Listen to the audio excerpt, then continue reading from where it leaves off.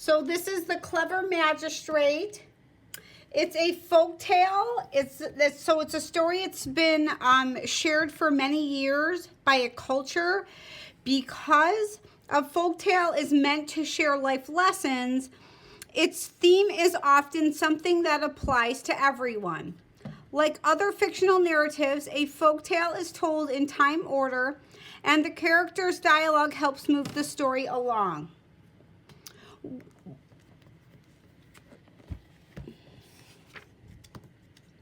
So it says on page 466, one cold winter day, a farmer was carrying 2 buckets of spoiled food from a restaurant to his pigsty. As he was passing a coat shop, he accidentally spilled some of the slop on the ground. Sour cabbage, rotten eggs, and fish bones scattered all over the ground. Ugh, ugh, what a smell. So a pigsty is where he actually keeps his pigs. So he was bringing food for his pigs from the restaurant. The shopkeeper, who happened to be standing inside the door, saw this and was furious. He rushed out, grabbed the man, and shouted, "You dirty beggar, look what you've done in front of my shop. It will be impossible to get rid of the smell. How are you going to pay for the damage?" "I am so sorry," said the farmer. "I will clean it up right away. As for the damage, all I have is this coin." He took out a coin and handed it to the shopkeeper. The shopkeeper snatched the coin, and he put it between his teeth and bit down on it. The metal was soft, which proved it contained silver. He thrust it into his pocket and said, "All right, I will take it, but you still need to clean up the mess." "Let me go and get some rags and a mop," said the farmer. "I will be right back."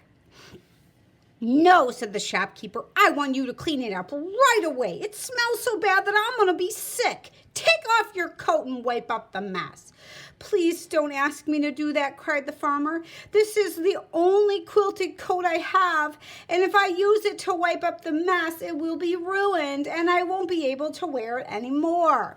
"That's your problem, not mine," said the shopkeeper. "In fact, the coat you're wearing is no better than rags. If you don't do what I say, I'm going to take you to court."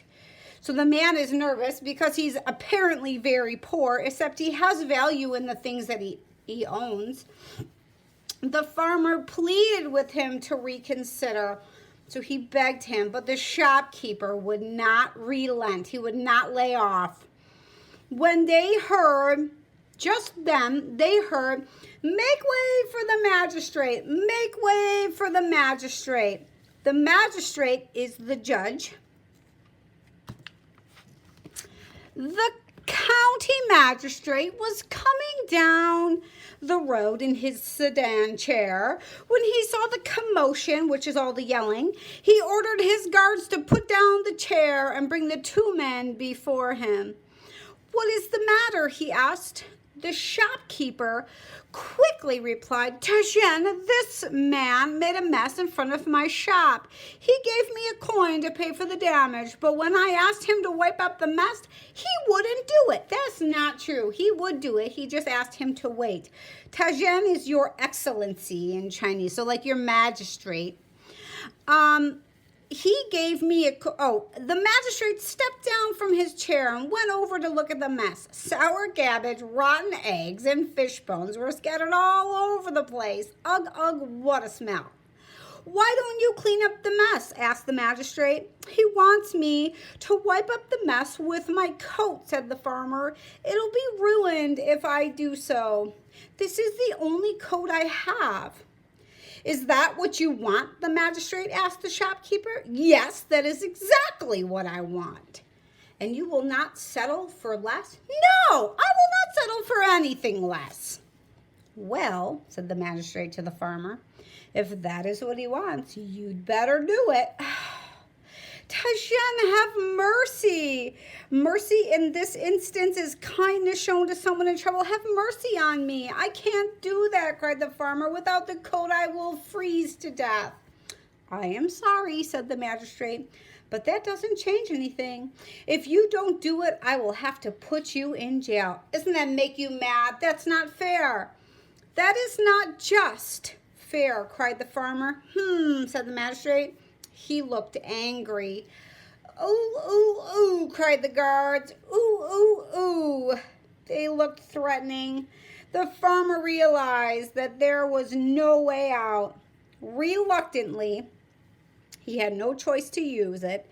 Reluctantly, he used his coat to clean up the mess. Sour cabbage, rotten eggs, and fish bones. Ugh, ugh, what a smell. And he threw the coat into one of his buckets and stood shivering in front of the magistrate. The shopkeeper laughed. Ha, ha, ha. Well, said the magistrate to the shopkeeper, are you satisfied now? Yes, Tarzan, I am completely satisfied. No more complaints? No more complaints, said the shopkeeper. Case closed, said the magistrate. Case closed. But his case against you is now open. What? Said the shopkeeper, stunned. Well, you see, he is now freezing without a coat. In such weather, he could catch a cold. Is that not possible? Asked the magistrate. Yes, Tarzan. His cold could develop into pneumonia. Is that not possible? Yes, Tarzan. See where this story's going. Then he could die. His family could sue you for murder. And if you're convicted, you would be put to death. Isn't that almost inevitable? I love the sentences you guys use for the word inevitable in the vocabulary, by the way. Yes, Tarzan. Well, I don't think you can afford that, can you? Oh, no, Tarzan, I cannot afford that. What shall I do? Well, it would be better to settle this out of court. Yes, we'd better settle this out of court, but how?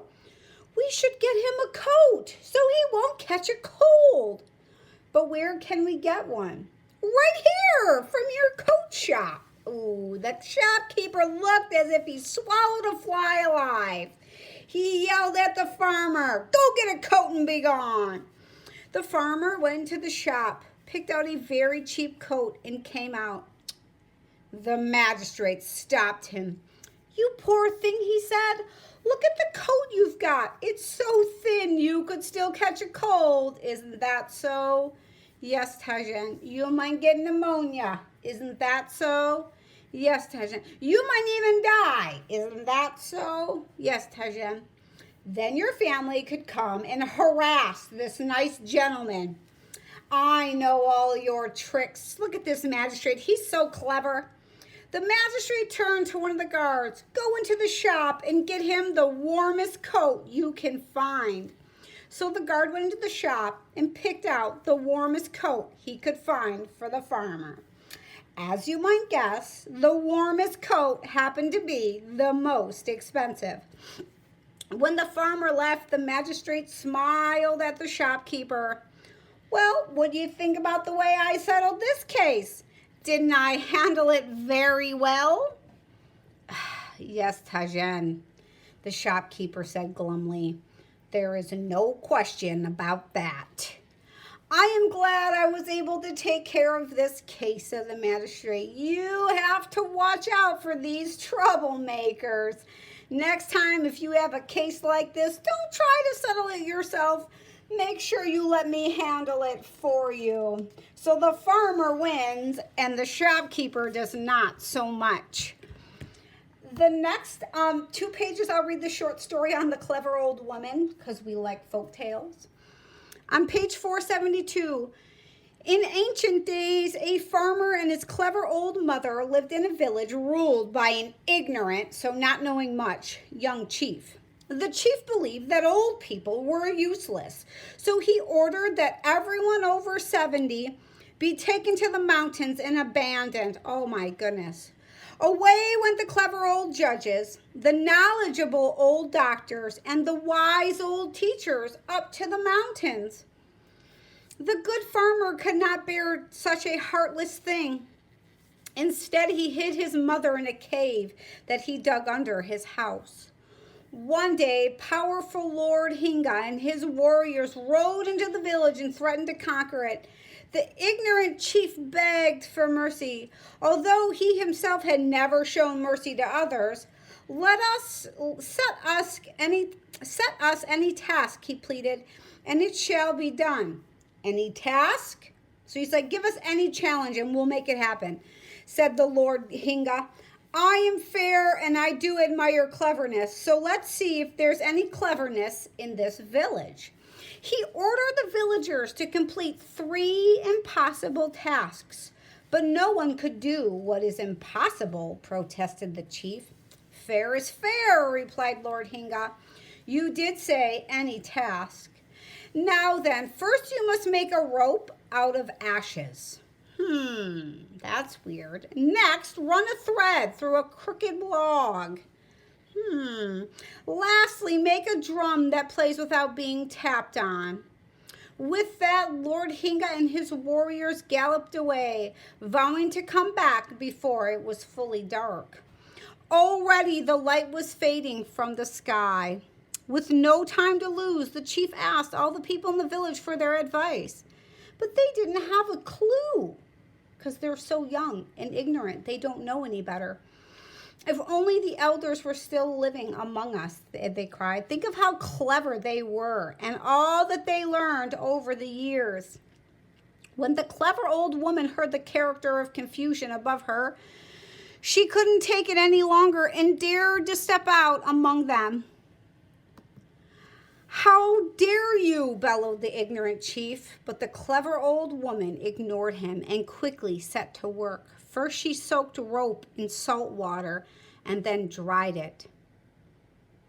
When the villagers set the rope on fire, it burned away, but the ash remained in the shape of a rope. Next she put honey at one end of a log and an ant tied with silk thread at the other end. The ant raced through the log, pulling the thread behind it. Lastly, she opened one side of a drum and sealed a bumblebee inside. As the bee beat against the sides of the drum to escape, the drum played without being tapped on top. When the ignorant chief saw how clever this old woman was, he hung his head in shame for having treated old people so unfairly. By then, darkness had fallen, and Lord Hinga and his warriors returned, ready to destroy the village. But when they saw that all 3 impossible tasks had been completed, they were astonished. That's amazed. Fair is fair, said Lord Hinga. Clearly, everyone in this village deserves to be treated with respect. It wasn't everybody, though, was it? Yes, everyone deserves to be treated with respect, said the clever old woman firmly as she stared intently at the chief. So Lord Hinga left and never again bothered the village. The ignorant chief changed his ways, and the old people came back down from the mountain. As for the clever old woman, she went on being clever for many, many years.